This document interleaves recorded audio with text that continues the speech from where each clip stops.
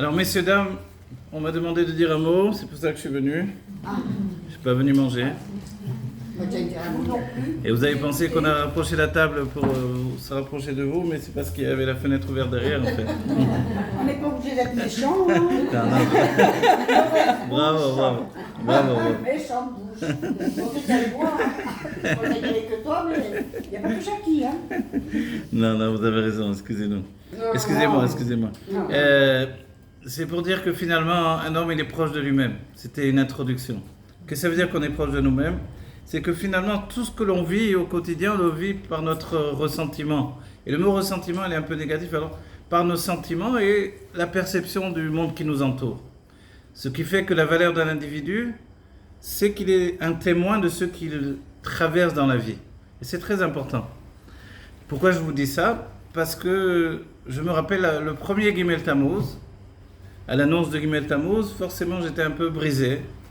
Je venais de rentrer dans le mouvement Chabad, je m'étais attaché au Rabbi, j'étais dans une yeshiva Chabad, tout allait bien, et tout à coup, voilà, qu'est-ce qui se passe? Alors pour moi, évidemment, c'était un point de non-retour. Et ce point de non-retour, c'est dur à vivre, évidemment. Donc c'est vraiment une brisure intérieure. Et cette brisure intérieure, en fait, on doit travailler sur soi-même pour comprendre que, en réalité, ce qui se passe dans la Torah et ce qui se passe dans la réalité, ça ne peut pas être deux choses différentes. Et ce point de vue-là, cette position par rapport à la Torah, c'est en fait la position du Rabbi. Le Rabbi nous a dit, toi tu ne dois pas regarder le monde, mais le monde décrit par la Torah. Vous voyez? Non pas le monde décrit par mes sens et ma vision humaine, ou par les informations, etc., mais le monde tel qu'il est décrit par la Torah. Le monde décrit par la Torah, c'est un autre monde.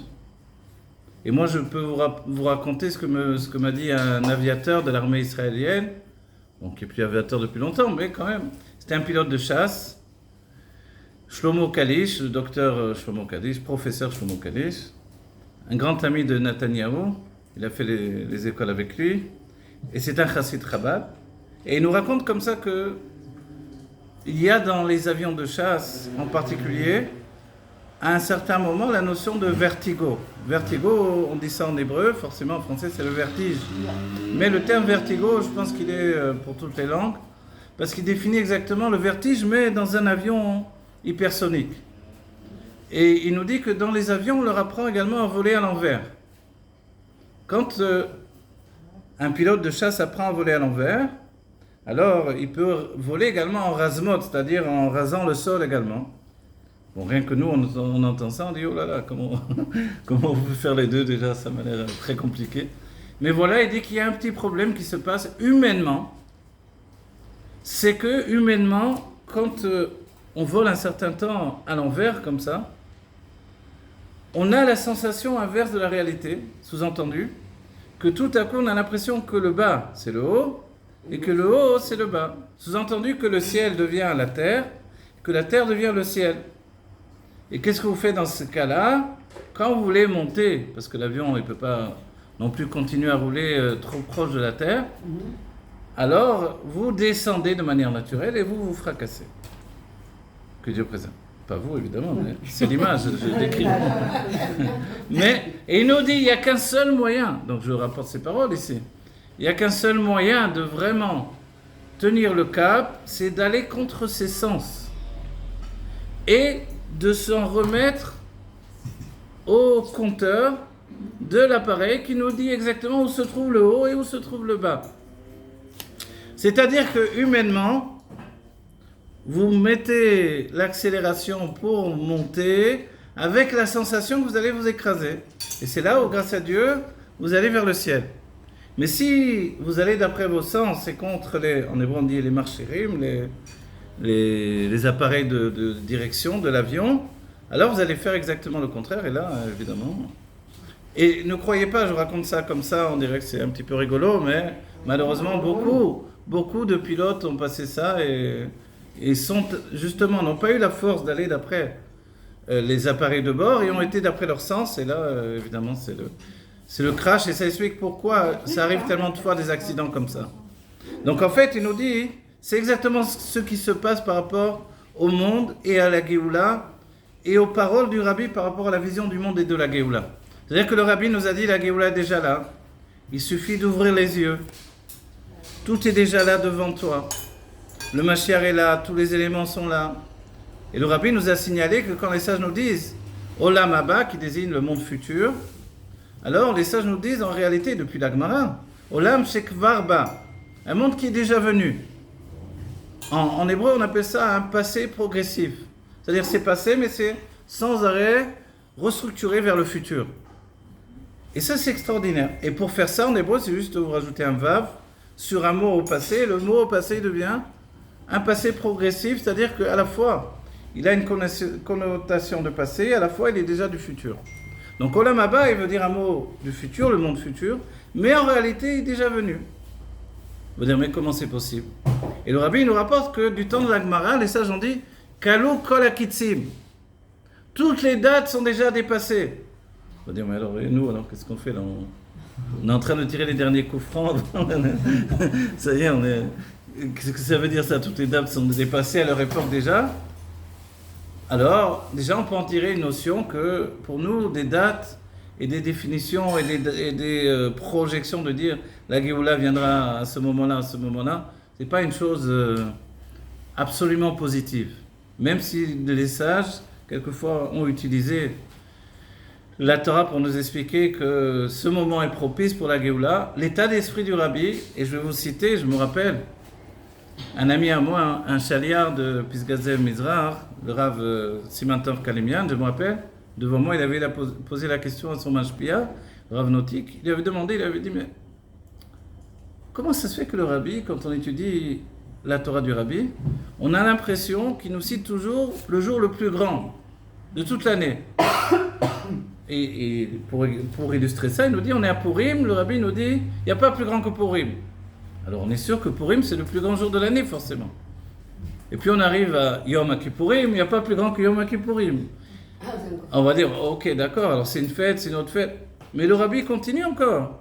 Quelquefois, on se retrouve dans un jour qui n'est pas un jour de fête, et le Rabbi nous explique que ce jour-là est propice pour la Géoula, qu'il n'y a pas plus grand jour que ce jour-là.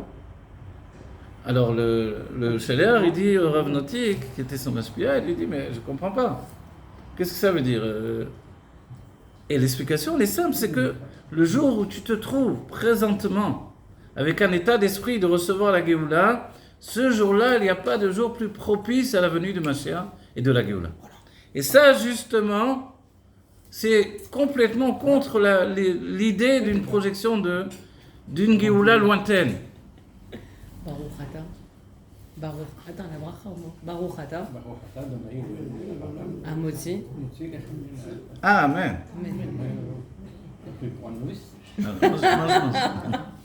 Voilà.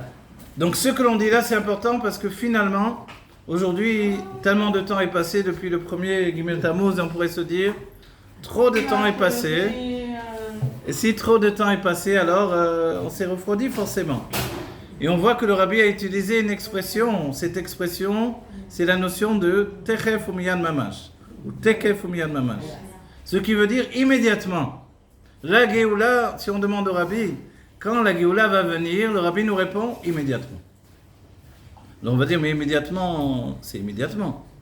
C'est-à-dire que quand tu me dis immédiatement, tu es mis à l'épreuve immédiatement. C'est-à-dire une seconde après, c'est plus immédiatement déjà.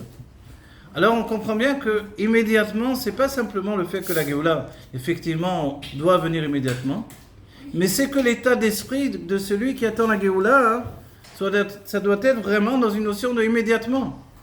Parce qu'autrement que ça, on a perdu la chaleur et l'identité même de celui qui attend la Géoula. On va dire, mais comment ça fonctionne lorsque je vois que le monde autour de moi, c'est pas forcément immédiatement que il faut attendre encore un peu, etc. Et c'est là où l'état d'esprit du Rabbi, c'est de nous dire, regarde la Torah. Regarde la Torah qui te dit que tout est déjà prêt. Les sages ont annoncé, Maseret Sota, qu'il y a effectivement des signes avant-coureurs de la Géoula. Et les signes avant-coureurs de la Géoula, comme, on va dire, ceux qui s'appellent par exemple Chutzpah Izgeh, c'est-à-dire que l'enfant qui a tout à coup comment on dit en français ça, une insolence naturelle, qu'il n'avait pas dans d'autres périodes, parce qu'avant on prenait 2 tartes à l'enfant. Ça allait On vite les a fait. pris. Moi, On aujourd'hui, les a pris. avec les psychologues, en Israël, si vous mettez une gifle dans la rue à un enfant, vous partez en prison, par exemple.